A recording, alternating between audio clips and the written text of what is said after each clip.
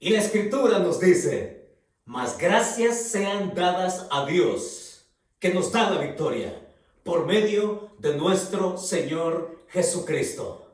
Espero que haya sido una semana de triunfo en Cristo. Y que nos preparemos hoy para que también mañana comencemos en la gracia del Señor otra semana para caminar en esa victoria y en ese triunfo que tenemos en el Señor. Pues con ese pasaje de la Escritura y con esta alabanza con que hemos venido a adorar al Señor, queremos abrir el telón para juntarnos, estar así en este momento juntos para también ofrecerle al Señor este servicio, en el cual también queremos escuchar su palabra y queremos abrir nuestro corazón para que Él nos hable y disponernos a caminar en su voluntad. Así que quiero no solamente darles la bienvenida, sino de una vez guiarles a través de una oración para que nos entreguemos a recibir el mensaje que el Señor tiene para nosotros. Acompáñenme y digámosle juntos al Señor así: Señor, en este momento dispongo mi corazón y mi voluntad para ser oidor y cumplidor de tu palabra en obediencia. Guíame con tu Espíritu Santo para ser transformado a la imagen de tu Hijo. Que así sea.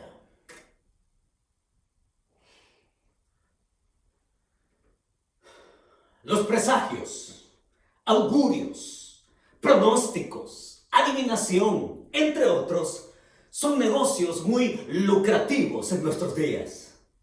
Al visitar Málaga en una ocasión, me comentaban mis anfitriones que en el parque por donde caminamos esa tarde, es típico durante todo el fin de semana la venta de presagios y augurios. El parque lucía repleto de adivinos con nombres camuflados como consejero espiritual. Algunos leían las manos, otros tiraban las cartas y otros usando objetos extraños. Y todo tenía que ver con lo ávida que está la gente de esa cosa que se desea intensamente. Usted ya sabe. Todos esos comerciantes de la sensualidad que provocan nuestras ansias por salud, dinero y amor. Al final terminan diciéndole a la gente lo que quieren oír y vendiéndole algo extra para que, según ellos, le acompañe y le dé buena suerte. Es un negocio muy lucrativo. Un negocio que se ha expandido tanto que hasta existe una red de psíquicos, no solamente acá en Estados Unidos, sino que en todas partes del mundo. Se ha expandido tanto que aún en el mundo cibernético ellos buscan ser audaces y también mejorados, ofreciendo sus servicios en todo tipo de plataformas que se conocen. Y su punto de persuasión es este, óigalo. Ellos dicen, todos queremos saber lo que nos depara el futuro. Y lo justifican diciendo que durante siglos los grandes líderes han buscado y encontrado respuestas al consultarles. Pero ¿sabe qué? Tampoco son tontos.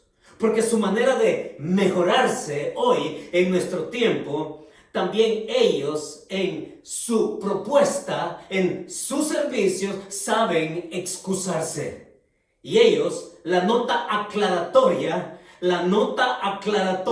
que ellos dan cuando ofrecen sus servicios es esta, óigala. Ellos dicen, la confianza no debe colocarse indebidamente en las declaraciones dadas en nuestros servicios, porque no podemos dar ninguna garantía que sean correctas y se cumplan. Esa es la nota aclaratoria. Y es que así es la incertidumbre del presagio con que muchos viven en nuestro tiempo, buscando y comprando incertidumbre. ¿Tiene sentido eso? buscando y comprando incertidumbre. ¿Tiene sentido eso? Escuché a alguien decir, por ejemplo, que aprovecharía la oferta en día festivo que le leyeran las dos manos por el precio de una. Sí, es que no solo se compra incertidumbre, es que también se puede llegar a caer en el ridículo y también en lo absurdo. Y es que todos estamos en la búsqueda de seguridad en tiempos inciertos. Todos queremos tener seguridad en los tiempos que se avecinan, por no decir también los que ya tenemos encima. Todos queremos buscar seguridad en algo. Todos queremos tener seguridad, certeza en lo que se nos dice, en lo que oímos. Pero la gran pregunta es, ¿en quién o en qué podemos confiar? Y últimamente, óiganlo así, y últimamente, el único que nos ofrece certeza, que nos ofrece seguridad, por la profundidad de sus palabras y de su credibilidad, es lo que el Señor nos deja plasmado en su palabra. Últimamente es la Escritura que nos dice dónde, en quién, cuándo es que nosotros podemos poner nuestra confianza, nuestra seguridad y tener la certeza de lo que nos dice es seguro. Es así como hoy nos adentramos en el pasaje, porque estamos por cerrar el capítulo 10. Y yo en esta ocasión quiero invitarle a cerrar el capítulo 10. ¿Y qué manera de cerrarlo por parte del autor? Para ponernos en contexto, hemos venido trayendo desde el domingo anterior que el pasaje nos sitúa en una realidad que puede ser experimentada. Es decir, que puede ser probada y que puede ser comprobada. Nada de adivinaciones, nada de suposiciones, nada de sospechas. No, todo es garantizado. Y en el pasaje hoy nosotros queremos entenderlo para vivirlo, para probarlo y para comprobarlo. En el contexto del capítulo 10, ahora en nuestro cierre, ya hemos traído, desde el domingo anterior, hemos aprendido acerca de esa persona que escucha la verdad, pero que deliberadamente la rechaza y eso lo deriva en un juicio. Vimos ya también que ese juicio es un juicio severo. Es un juicio mayor por quién es el Salvador Jesucristo, que ha quedado demostrado que es superior a todo aquello que alguien pueda considerar como necesario y suficiente para ser salvo. Jesucristo está por encima de cualquier cosa y de cualquier persona. Por lo tanto, el castigo, el juicio es mayor. Y por último, también aprendimos que ninguno puede pararse frente a Dios y excusarse asumiendo demencia ni asumiendo ignorancia.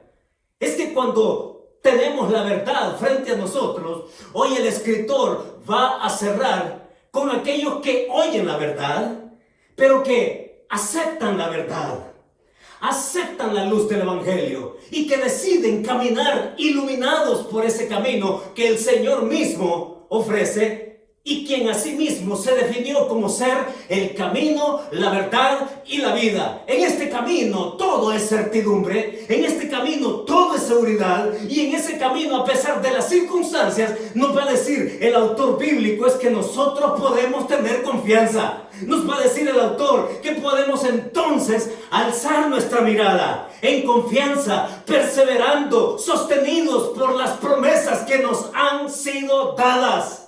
Sí, no podemos comenzar el capítulo 11, no podemos hablar de fe, no podemos hablar de esos personajes que se nos van a presentar como ejemplos vivos, comprobados de lo que es tener fe y confianza mientras no cerremos y aprendamos lo que el escritor nos quiere decir hoy al final del capítulo 10, que es a donde le invito a ir. Por favor, Hebreos capítulo 10. Tómese el tiempo.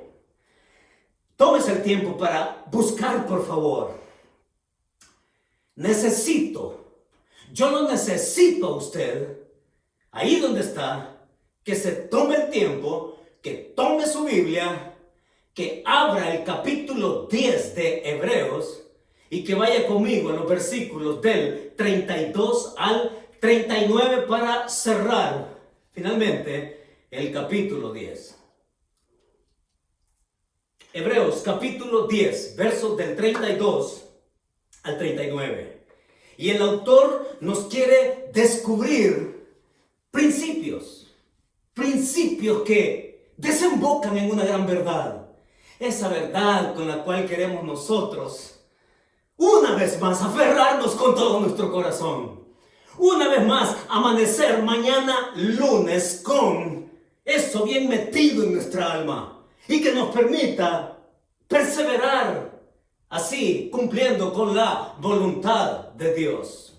Hebreos capítulo 10, versos 32 al 34, encontramos el primer principio. Lea desde ahí conmigo, sígame con su mirada. Y dice así el verso 32. Pero traed a la memoria los días pasados, en los cuales, después de haber sido iluminados, sostuvisteis gran combate de padecimientos. Por una parte, ciertamente, con vituperios y tribulaciones, fuisteis hechos espectáculo. Y, por otra, llegasteis a ser compañeros de los que estaban en una situación semejante. Versículos 32 al 34. El autor nos va a referir algo que ninguno de nosotros puede desmentir. Y cuando digo que ninguno de nosotros puede desmentir, porque él está apelando a tu experiencia y a mi experiencia y a lo que hemos vivido, esto es innegable. Es por eso que el principio que él nos deja acá iba a decir que las experiencias pasadas nos recuerdan la fidelidad de Dios. Así de claro. Es que, ¿cómo voy a negar yo tus experiencias? ¿Cómo tú vas a negar mis experiencias? Hombre, más probado y comprobado que eso, imposible. O sea, yo no puedo ser subjetivo con respecto a tus experiencias, a lo vivido, a lo concreto, a tu realidad. Hombre, cada uno puede probar y comprobar tal cosa.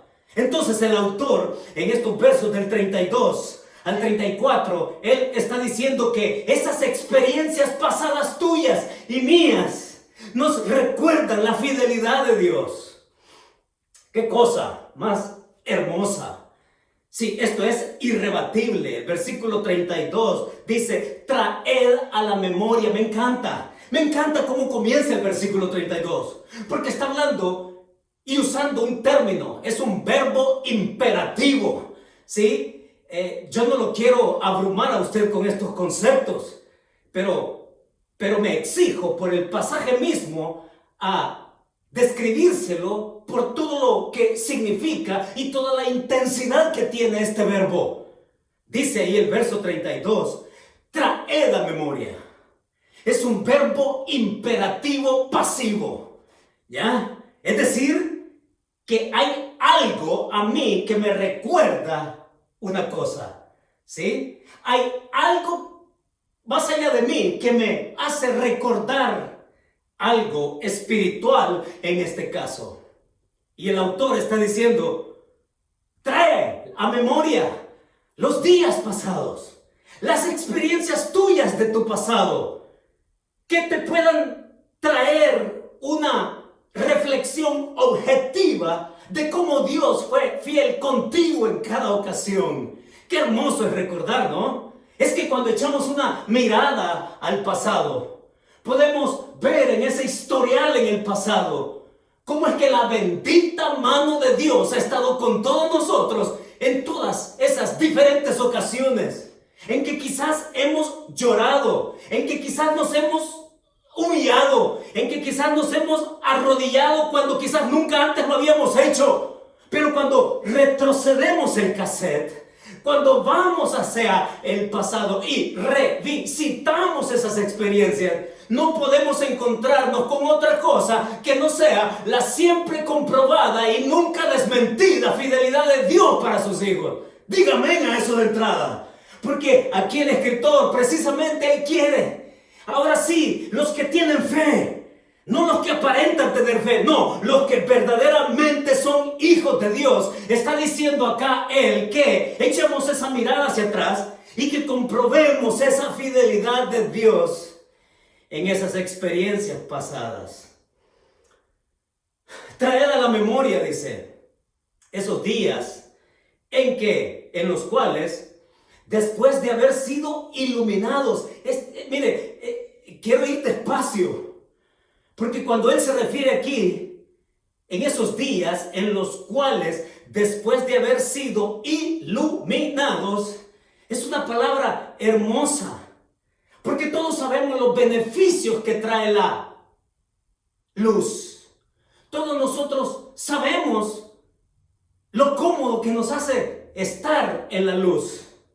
En este caso, él está haciendo referencia a la oscuridad de nuestra vida cuando caminábamos sin Cristo. Y de hecho, en otros pasajes de la Escritura se nos habla que una vida sin Jesucristo es una vida oscura, es una vida penumbrosa, es una vida llena de tinieblas. Y otros escritores de la Biblia también hablan, ¿no? Uno de ellos dice que Dios nos trasladó de las tinieblas a su luz admirable. Sí, es otro escritor, Juan, que nos va a decir que la luz vino al mundo. Y es que cuando nosotros somos expuestos a la luz, y en este caso, el escritor hace referencia a dos cosas. Número uno, a ese momento cuando cada uno de nosotros se encontró con la luz del Evangelio, que entendimos que somos pecadores y que necesitábamos ser rescatados y que el único que puede hacerlo, que tiene autoridad para hacerlo, es el Señor Jesucristo con el sacrificio que Él hizo en la cruz del Calvario. Es que cuando nos confrontamos a ese momento, ¿sabe? Yo no puedo evitar conmoverme cuando recuerdo ese momento. Cuando usted puede hacer lo mismo, puede hacer el mismo ejercicio que yo le invito a hacer. Pero cuando yo miro hacia el pasado y hago un recuento breve de mi vida, recuerdo cuando tenía 5 años. Y cuando fui atropellado teniendo 5 años, y lo recuerdo como que si fue el día de ayer. Recuerdo las personas que estaban a mi alrededor. Recuerdo esos rostros yo tirado ahí debajo del carro y que se me quedaban viendo todos cuando alguien me sacó y me llevaron al hospital. Lo recuerdo todo muy bien en detalle. Sí, un evento que terminó, un accidente que terminó con mi pierna rota. Pero revisito otro momento. Y cuando llego a mis 12 años, que a esa edad luchando con mi autoestima, luchando con mis complejos, pero luchando por encima de todo con mi soledad, sí, no puedo evitar recordar ese 10 de junio de 1977, día domingo, 10 de la mañana, cuando escuchando la predicación del pastor René Zapata, el Señor me iluminó y el Señor abrió mi corazón. Y en esa ocasión yo le entregué mi vida a Cristo. Y cuando pasé adelante y cuando esa persona habló conmigo, créame, y se lo estoy diciendo con todo mi corazón abierto, nunca pude experimentar un momento tan tierno como ese.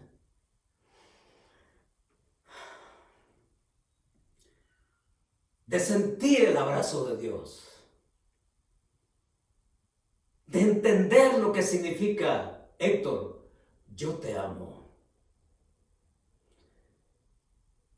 Y no puedo evitar conmoverme, porque fue un punto culminante en mi vida. 12 años, 1977, 10 de junio, 10 de la mañana, cuando pude ver la luz de Cristo alumbrando atrayéndome con su gracia, y yo respondiendo a su gracia, aún sin entenderlo todo a cabalidad, pero entender lo necesario, entender lo que ese momento se iba a convertir en mi primer paso de seguir entendiendo más de Él, que era ser pecador y venir a ser redimido en su luz.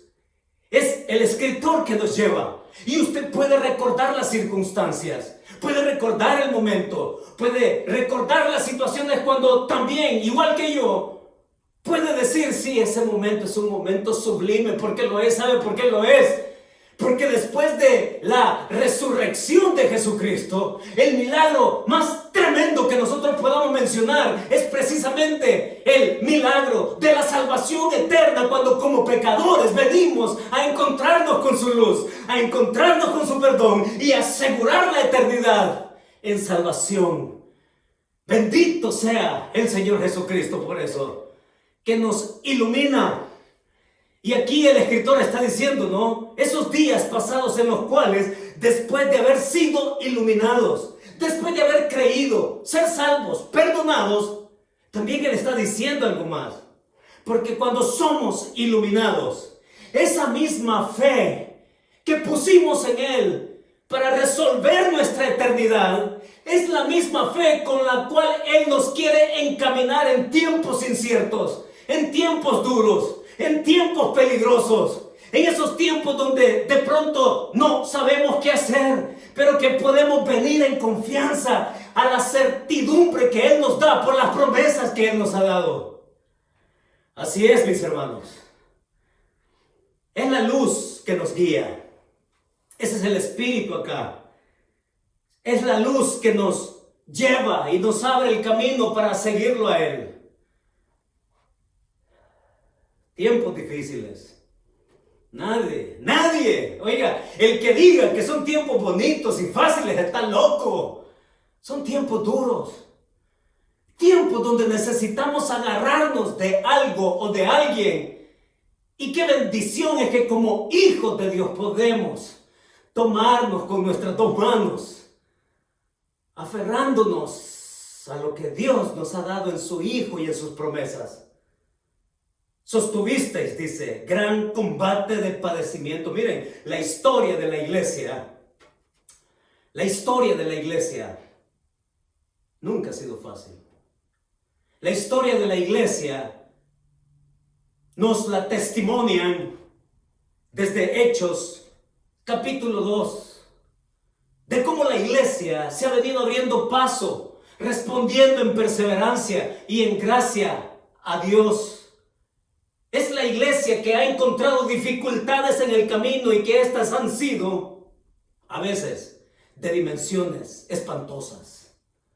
Sí, la historia de la iglesia está marcada por las dificultades, por tiempos inciertos, pero aún en ese túnel oscuro podemos siempre tener la luz, esa fe que nos mantiene viendo hacia arriba para que nosotros podamos estar aferrados a esas promesas suyas. Sostuvisteis gran combate de padecimientos. Y miren, es una cosa interesante, pero cuando dice sostuvisteis gran combate, es que la cosa no ha sido fácil.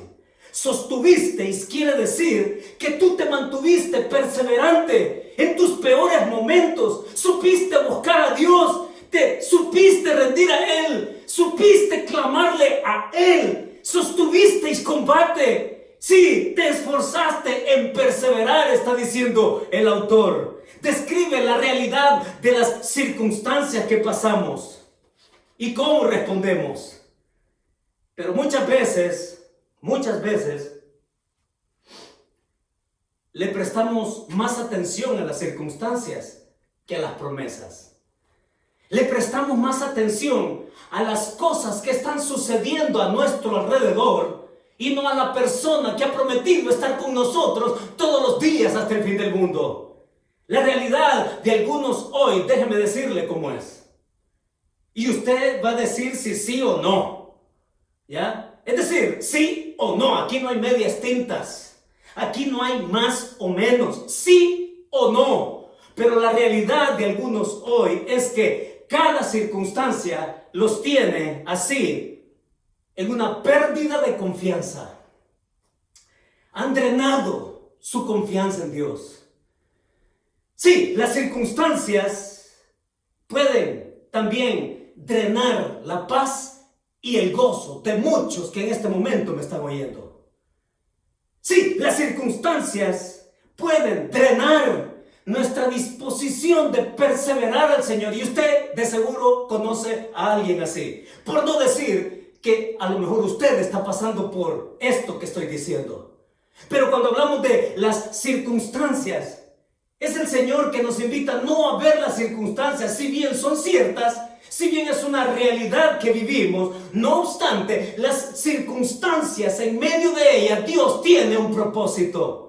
Y el propósito es que nosotros caminemos en su voluntad. Y entonces usted se pregunta, bueno, pero ¿cuál es la voluntad de Dios? Y la voluntad de Dios en circunstancias duras, en tiempos inciertos, es perseverar. Esa es la voluntad de Dios, perseverar. Sí, echando una mirada al pasado y viendo cuán fiel ha sido Él, para que nosotros podamos avivar el corazón con la búsqueda suya y que en esas circunstancias podamos entender que hoy, en esta situación difícil, Dios quiere encaminarme en un propósito. Y ese propósito, por supuesto que puede ser formativo. Por supuesto que es un propósito fecundo, es decir, que puede llevar fruto. Y por supuesto que puede ser un propósito pedagógico, porque pasando usted por esas circunstancias, usted puede ser de inspiración para otros que están pasando lo mismo. Es lo que dice el pasaje. Dice ahí en el versículo, por una parte ciertamente con vituperios y tribulaciones fuisteis hechos espectáculo, y por otra llegasteis a ser compañeros de aquellos de los que estaban en una situación semejante. Hay mucho propósito, mis hermanos. Hay mucho propósito en las circunstancias. Y por eso es que el autor nos invita a revisar el pasado. Sí, a traer en el pasado aquellas ocasiones en las cuales supimos depender del Señor, para que esto siga siendo parte de nuestra vida hoy.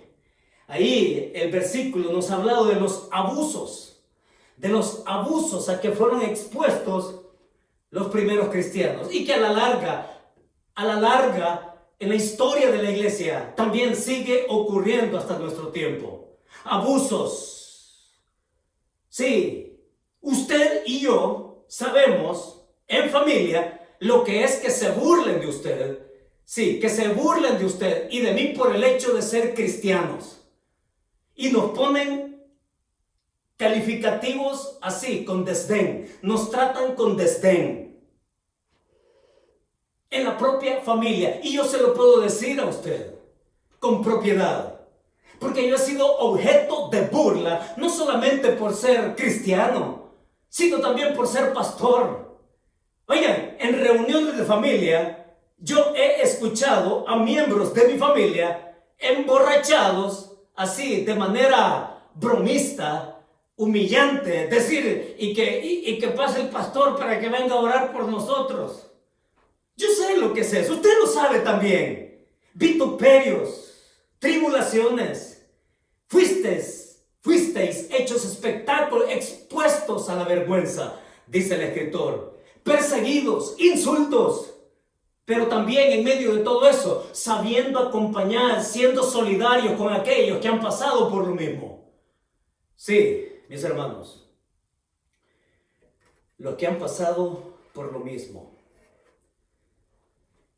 Y ahí habla, porque de los presos también os compadecisteis, y el despojo de vuestros bienes sufristeis con gozo. Es que estos también sufrieron confiscación de sus bienes.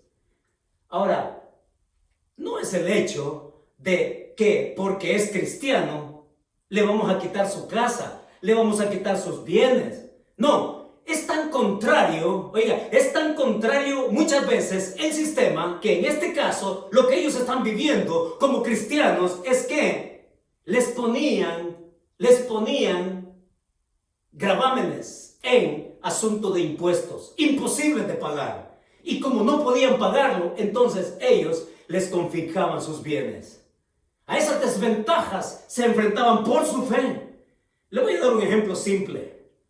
Aquí nosotros en el sur de California tenemos Disneylandia, tenemos California Adventure, tenemos estudios universales, Disneylandia, etcétera, parques temáticos, y ahí hay una cláusula que los que vivimos en el sur de California, tenemos precio especial para entrar a esos lugares. Pero los que no viven en el sur de California, hombre, les graban con un precio mayor. Es como para que tenga una idea. Hombre, y usted decide venir o no venir. Al fin y al cabo, es un parque.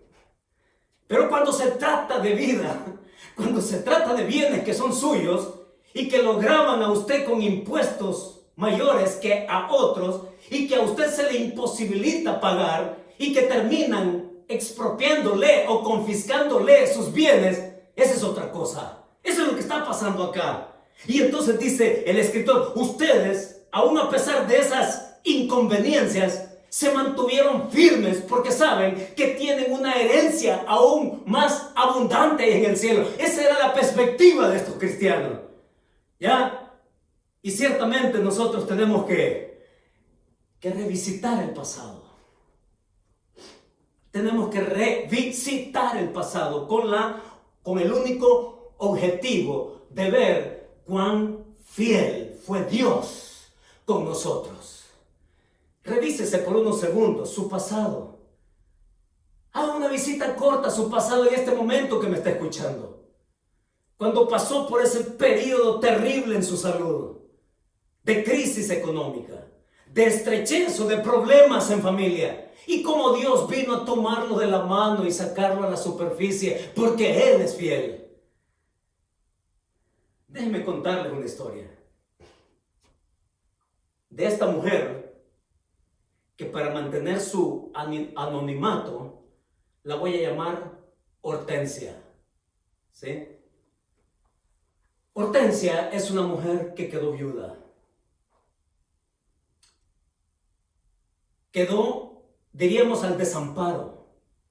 Ni siquiera tuvo hijos para decir que sus hijos podían velar por ella. Pero esta mujer supo que habían unas leyes que podían ayudarla ahí en su ciudad. Así que ella aplicó, y Hortensia, al poner su solicitud de beneficio como viuda a la que podía acceder, un trámite que no llevaría mucho tiempo, cuestión de una semana, en el caso de ella, oiga, le retardaron considerablemente su proceso.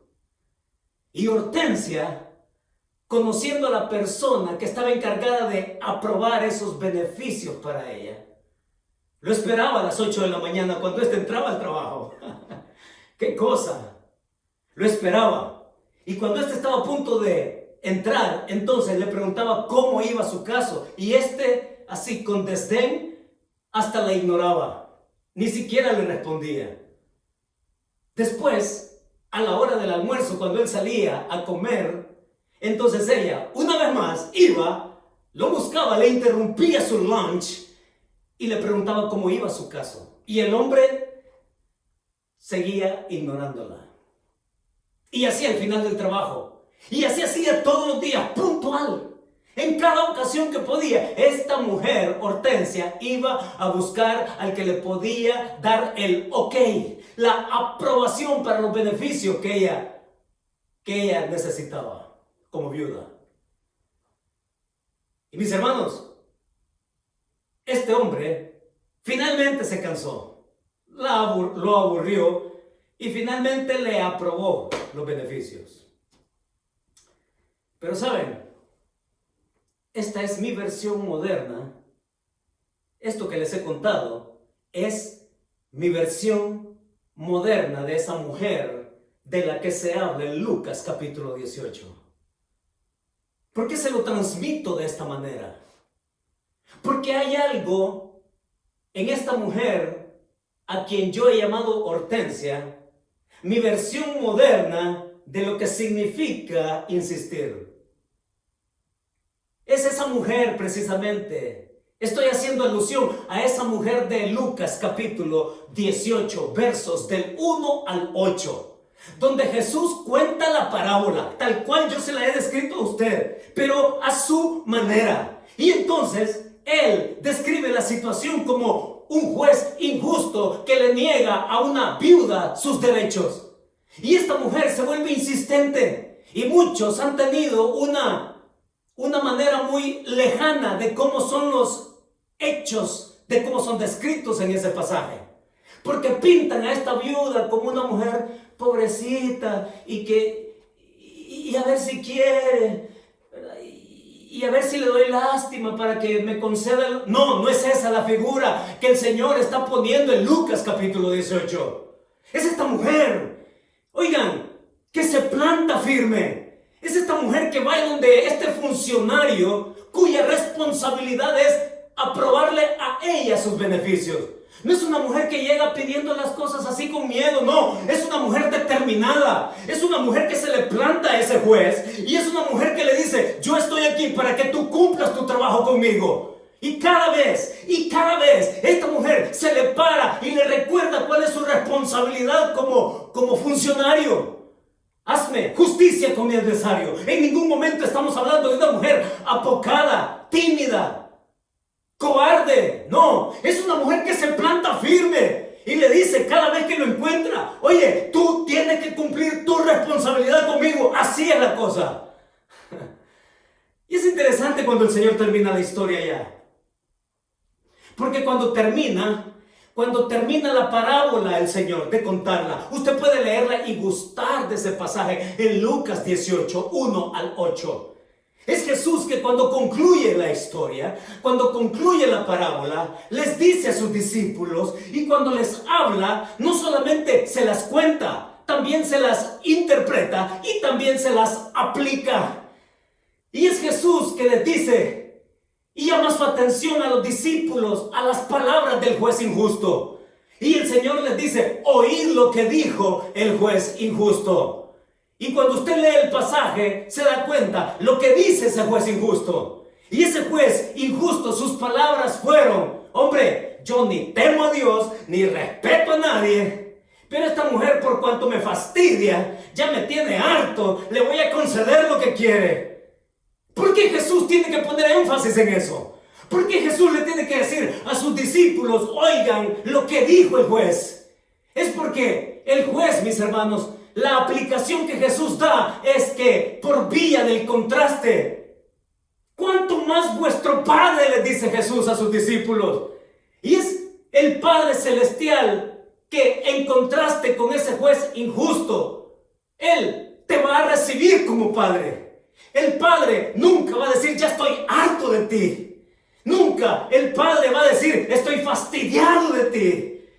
Y nunca el Padre va a decir, entonces te voy a responder porque mucho me hostigas la vida. No, nunca Dios va a decir tal cosa. Es el Padre que se goza de tenerte. Es el Padre que se encanta de venir tú a Él en búsqueda, porque el énfasis de la parábola contada por Jesús en Lucas 18 es que, óigalo, es que sus discípulos aprendan a orar y aprendan a ser persistentes en la oración. Y mis hermanos, vaya si los tiempos duros, si los tiempos difíciles no son para que nosotros vengamos a recordar que se vale a orar. Tiempos difíciles que nos hacen recordar que se puede orar. Tiempos donde necesitamos respuestas. Donde, mis hermanos, estamos llamados a orar. Entonces yo te pregunto, ¿cómo está tu vida de oración? Es que ya se ablandó tu corazón con esto de la crisis. Es que así de pasajera como es una crisis, también es la relevancia de tu vida espiritual. Te recuerdo que en tiempos de crisis se vale orar. Te recuerdo que en tiempos de crisis se puede orar. Te recuerdo que en tiempos de crisis podemos ver al pasado y Dios ha sido fiel en cada una de las circunstancias. Y hoy Él puede ser tu respuesta y complacencia de venir tú al Padre, de aprender a orar. Y mis hermanos, cuando nosotros venimos a estas promesas, ¿acaso no fue el Señor Jesucristo que dijo: el que pide recibe, el que busca halla, y el que llama se le abrirá? Dijo el Señor. Esa es promesa segura, es certidumbre actual, es confianza, es entrega, es búsqueda que nosotros podemos hacer hoy delante de Dios. ¿Acaso no es lo que nos dice el mismo Juan en una de sus epístolas? No. Así que, dice él, esta es la confianza que tenemos en Él, que si pedimos alguna cosa, cualquiera cosa conforme a su voluntad, Él nos oye. Y si sabemos que Él nos oye, entonces tenemos lo que le hayamos pedido. Es esa la confianza. Es eso a lo que nos invita el Señor. Las experiencias pasadas, mis hermanos, nos recuerdan cuán fiel ha sido Dios. Su fidelidad nos ilumina. Su fidelidad nos empuja a seguir creciendo. Vamos, no estás solo, vamos. Y por eso es que nos lleva a lo siguiente, en los versículos del 35 al 36. Mire conmigo qué más tiene el autor para nosotros. Dice: no perdáis pues vuestra confianza, que tiene grande galardón, porque os es necesaria la paciencia, para que habiendo hecho la voluntad de Dios, obtengáis las promesas. Quedémonos ahí. Los versículos 35 al 36 nos dejan este otro principio para que sea fructífero también en nuestro corazón. Y el principio que el autor nos declara en estos versos 35 y 36 es que la confianza nos previene de caer presas del pánico. La confianza en Cristo nos previene de caer presas del pánico. ¿Acaso no es cierto? ¿Acaso no es cierto que las cosas ni siquiera han sucedido y mucho ya nos estamos ahogando en la ansiedad? Ansiedad por el futuro. Y entonces eso rompe nuestro gozo y nuestra paz del presente. Ni las cosas están sucediendo y ya nos estamos muriendo. ¿Así somos? Así somos de susceptibles, así somos de vulnerables, así somos de débiles. Pero el Señor nos dice en los versos 35 y 36, no perdáis pues, dice, sí, vuestra confianza, que tiene grande galardón. ¿Quién es el que te ha dado promesas? Tú has puesto tu vida en plena confianza. Óigalo, si queremos llamarlo así, esta es la lógica espiritual. Si tú has puesto tu confianza en alguien que puede asegurarte la eternidad, ¿cómo no poner nuestra confianza en nuestro periodo corto terrenal acá en la tierra, en nuestras circunstancias? ¿Lo comprende ahora? Porque si yo he sido capaz de rendirle mi vida y estar seguro que mi eternidad es certera, ¿por qué no confiarle a Él mi breve tiempo en esta tierra? Está diciendo el autor.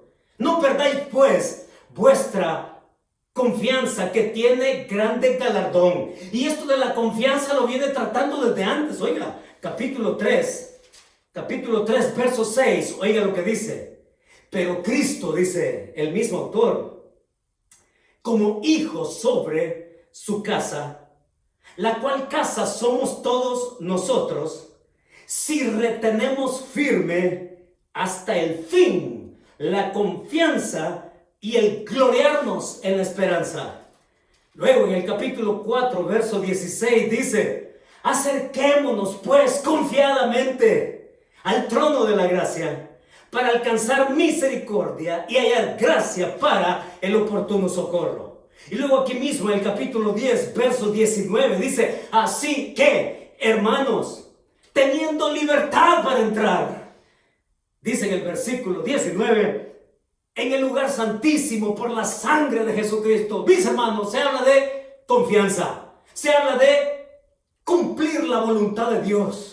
Y la voluntad de Dios que el autor nos propone es perseverar en confianza en aquel que te ha asegurado la eternidad en salvación y que puede asegurar tu vida terrenal acá, aún a pesar de las circunstancias. Ese es el Cristo que nos da el autor acá. Es una confianza atrevida, verso 35. Vuestra confianza, que tiene grande galardón.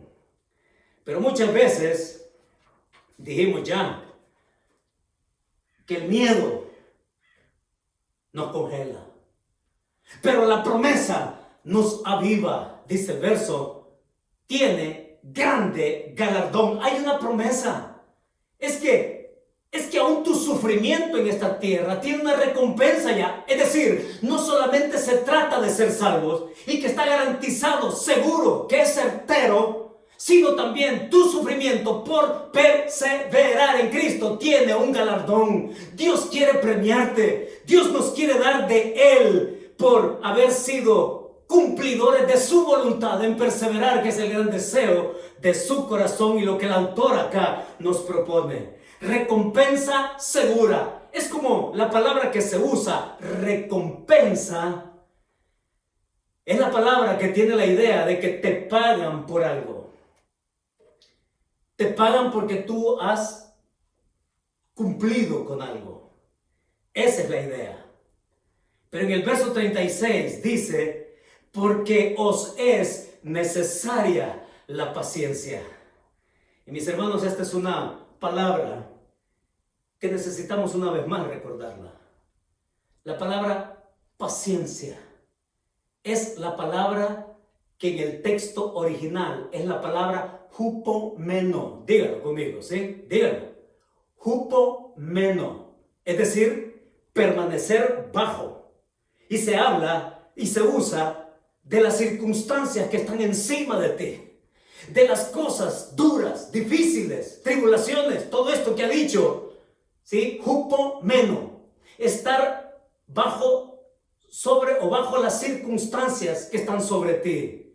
Y es interesante, pero la palabra paciencia acá, que se traduce paciencia acá, hupomeno, es la misma, subráyela por favor, porque es la misma que se usa en el verso 32, cuando dice: sostuvisteis. Es decir, te sostuvisteis bajo esas circunstancias, perseverando. Es la palabra hupomeno también, que se traduce sostuvisteis en el versículo 32, que se traduce paciencia en el versículo 36. Hupomeno. Estar bajo circunstancias difíciles. Que supiste caminar perseverando, confiando en aquel que está por encima de las circunstancias. Ese es el corazón que nos transmite el escritor. Dios permite las circunstancias y no porque Él tenga algo contra ti. Dios permite las circunstancias porque en ella nos quiere formar. Dios camina con nosotros por el valle de sombra, de muerte. Él está con nosotros. Voluntad de Dios aquí es perseverar, que es continuar cuando otros incluso se rinden, cuando otros incluso retroceden, cuando otros incluso renuncian.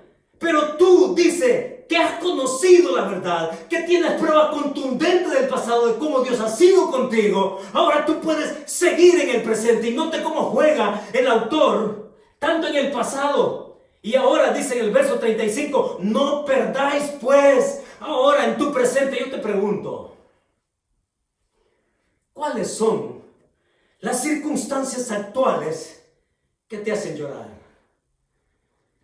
Que te hacen ir a la cama y que no te hacen descansar bien. Que tú sientes una nebulosa en tu mente, en tu corazón. ¿Qué son? Dímelas. Escríbeme y voy a orar por ti también. Pero no solo es que yo ore por ti, ora tú también. Levántate, ora, llora, dile al Señor, Señor, socórreme. Como esta viuda que insistía hasta que Dios le respondió. Mis hermanos, es el Señor que nos lleva entonces a esta aplicación que yo se la quiero proponer. La aplicación es simple y la aplicación es esta. Acompáñate de alguien que te mantenga en el ritmo de la perseverancia. Acompáñate de alguien, sí, que te mantenga en el ritmo de la perseverancia. ¿Por qué? Porque perseverar es la voluntad de Dios. Eso es lo que nos dice. Y solo viene a mi memoria lo que dice Eclesiastés capítulo 4, verso 9. Mejores son dos que uno, dice. Porque si uno tropieza, el otro lo levanta. Porque si trabajan dos, el salario es mejor. Y se puede aplicar para una cantidad de situaciones aquel verso de Eclesiastés. Pero cuando hablamos de la vida espiritual, hombre, qué bendición es acompañarse con alguien que nos pone en la ruta de la perseverancia, que ora con nosotros y por nosotros, y que nuestra confianza pueda ir día a día caminando en la voluntad de Dios. Entonces, es esa confianza, dice el escritor en los versos 35 al 36, que nosotros podemos confiar en Cristo y que eso previene de caer presas del pánico. ¿Ya? Y note al final del verso 36, obtengáis la promesa. Y miren, hermanos, esto es así. No podemos hablar, decíamos al principio de Hebreos capítulo 11 acerca de la fe, sin entender primero qué es lo que le da propósito o en qué se basa nuestra fe. Y nuestra fe, en todos los casos que se van a mencionar y que vamos a empezar a ver desde el próximo domingo, todos los casos de todos los hombres, de todos estos en diferentes tiempos que pasaron por diferentes situaciones extremas, si quiere, cada uno de ellos supo sustentar su fe, no en un vacío, no en una suposición, no en un agorero, no en una adivinanza. Cada uno de ellos supo poner su fe en las promesas que recibieron de Dios. Ese es el fondo de la fe de Hebreos capítulo 11, a donde queremos llegar en su momento. Por eso el verso 36 cierra: obtengáis la promesa. Y es eso lo que nos lleva. Nos invita entonces el autor no solamente a ver el pasado, la fidelidad de Dios, el presente, que entonces yo puedo seguir confiando en aquel que me ha dado promesas, pasado, presente, y entonces en los versículos 37 al 39 nos proyecta el futuro. Y mire lo que dice, verso 37, porque aún dice... porque aún un poquito, y el que ha de venir, vendrá y no tardará. Mas el justo vivirá por fe, y si retrocediere, no agradará a mi alma. Pero nosotros no somos de los que retroceden para perdición, sino de los que tienen fe para preservación del alma. Muy bien. Mis hermanos, pasado, fidelidad de Dios. Presente, perseverancia, tal cual Dios nos ha mostrado su fidelidad siempre. Y nos proyecta el futuro. Y el principio acá que nos dice el escritor, finalmente, es que la perseverancia nos mantiene atentos al retorno de Cristo. Así de claro. La perseverancia mientras caminamos y vamos y avanzamos es esta perseverancia que nos mantiene atentos al retorno de Cristo. ¿Y qué significa estar expectantes del retorno de Cristo? Significa que nuestra mirada puede estar allá mientras caminamos por esta tierra. Nuestra mirada y nuestro corazón pueden estar allá viéndolo a Él, y que todavía un poquito, dice, todavía un poquito, y el que ha de venir vendrá. ¿Qué es todo lo que nos dice el autor? Mis hermanos, el autor nos está diciendo la promesa, la certeza de la promesa que Jesús dijo que haría. ¿Sí? La venida del Mesías. Es el Hijo de Dios que regresa. Es el Mesías prometido. Es ese retorno suyo que es inminente. Es decir, que puede suceder en cualquier momento.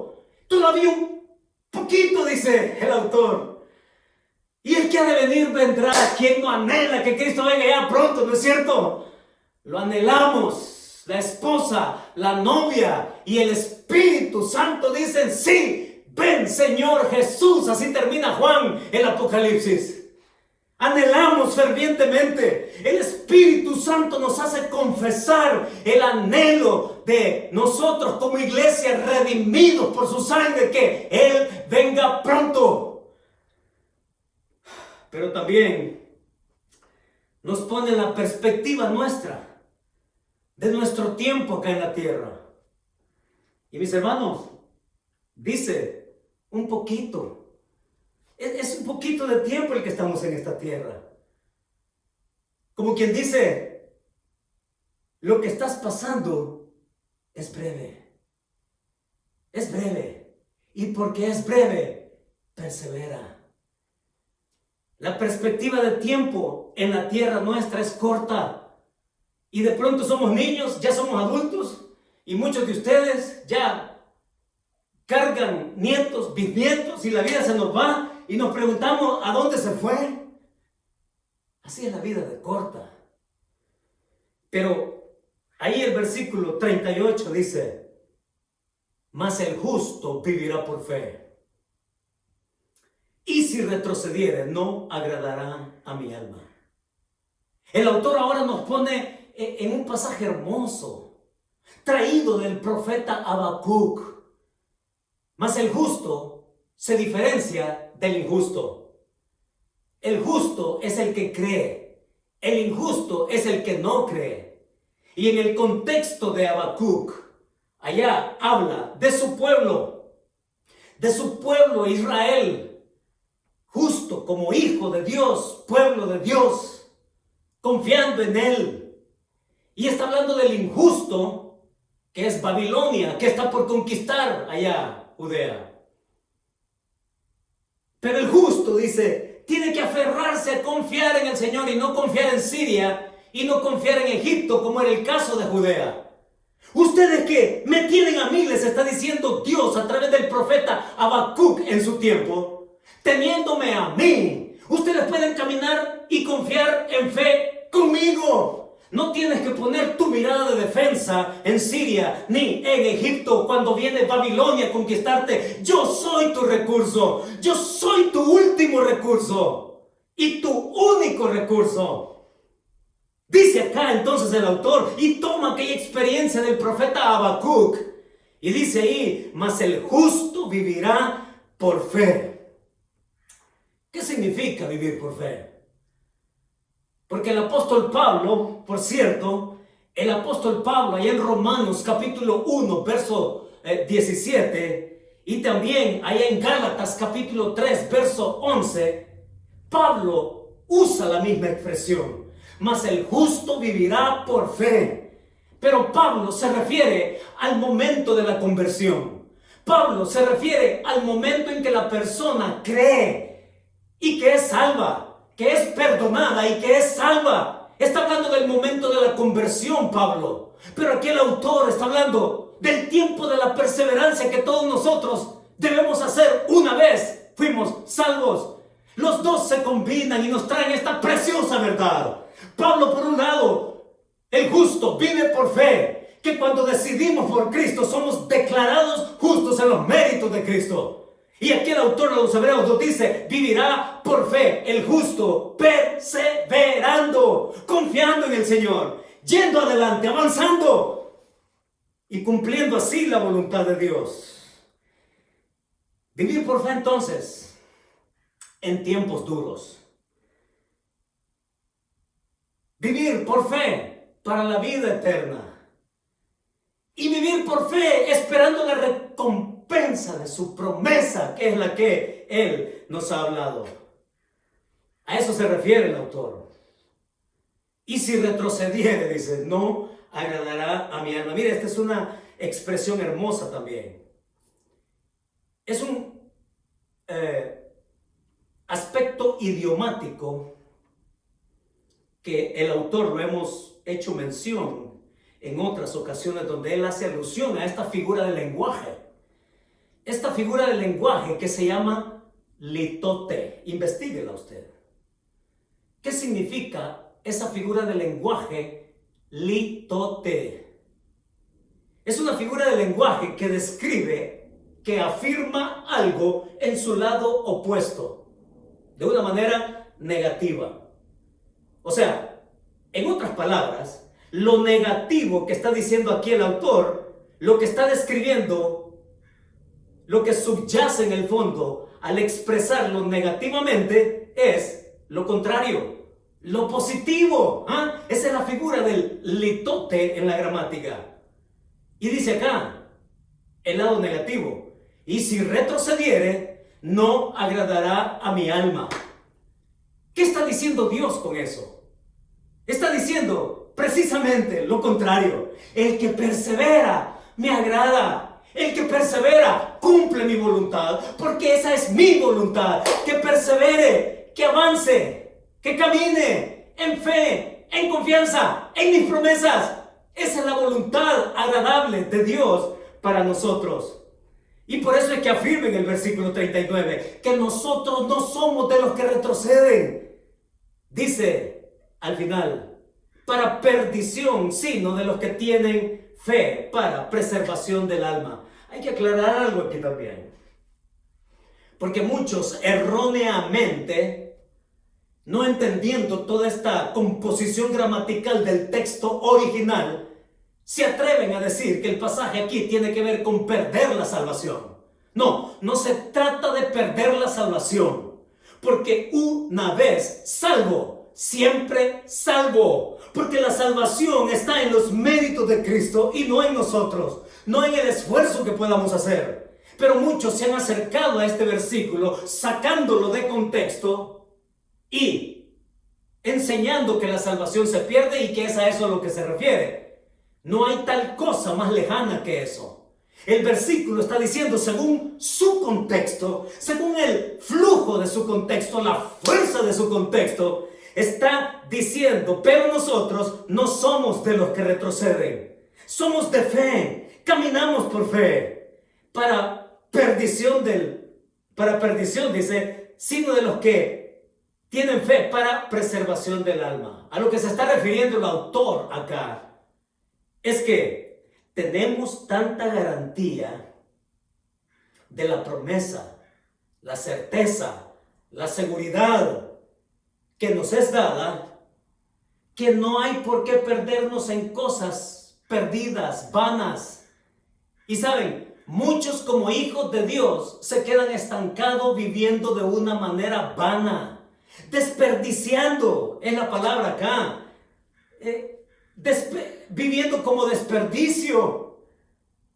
Pero no somos de los que retroceden para perdición. No se está refiriendo a pérdida de salvación.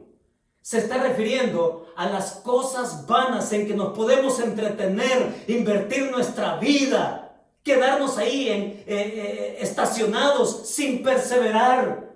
No, nosotros no somos de los que retroceden ni de los que se quedan ahí. Somos de los que perseveramos y que no nos distraemos en cosas vanas. Vamos a lo seguro, a lo garantizado. Mis hermanos, esto nos lleva entonces a una verdad. Y la verdad no es otra que el autor nos da al cierre del capítulo 10. ¿Cuál es la verdad? ¿Cuál es la verdad? Y la verdad es esta. Alza tu mirada en confianza, perseverando, sostenido por las promesas que nos han sido dadas. Si eso no te es suficiente, créeme, no va a haber nada que te satisfaga. No va a haber nada que te dé mayor seguridad. No va a haber nada que te garantice aquello que Él ha dicho aquí que es. Pero la verdad que el autor nos deja es esa. Una vez más, alza tu mirada, está diciendo, en confianza, perseverando, sostenido por las promesas que nos son dadas. El Dios que mostró su fidelidad en el pasado, comprobada, nunca desmentida, es el que nos dice, no pierdas pues tu confianza en el presente. Continúa perseverando porque esa es la voluntad de Dios. No te entretengas en cosas fútiles, perdidas, basura. Persevera porque el futuro está garantizado. Todavía un poquito y el que ha de venir vendrá. Y el Señor quiere que mientras tanto, hoy por hoy, igual hoy, tengamos una vida de búsqueda de Él, cualquiera sea tu circunstancia. Oramos. Señor, muchas gracias. Vivimos tiempos peligrosos, Señor. Ya tú nos lo has anticipado. Tu Hijo nos lo anticipó. Tiempos oscuros, tiempos inciertos, donde muchos nos confunden, Señor. Pero tú nos iluminas con tu palabra. Pero tú nos guías con tu luz, Señor, de tus promesas. Y yo oro para que yo mismo, Señor, y mis hermanos que me escuchan, podamos determinar, perseverar y cumplir así tu voluntad. Yo te ruego, Señor,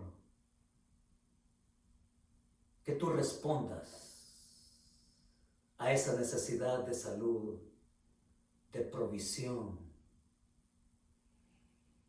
y que una vez más podamos ver tu fidelidad mostrada en nuestras vidas. Mientras ese poquito de tiempo transcurre, Señor, enséñanos a orar, a buscar, a llamar a la puerta de tu presencia y entrar confiadamente al trono de tu gracia y ser sostenidos por tu diestra que tiene todo poder. Y que podamos, Señor, sostener, batallando en confianza, perseverando con paciencia, aguardando, Señor, la recompensa prometida tuya. Así nos ponemos en tus manos. Así queremos confiar. En el nombre de tu Hijo Jesucristo. Amén y amén. Mis hermanos, que Dios nos bendiga.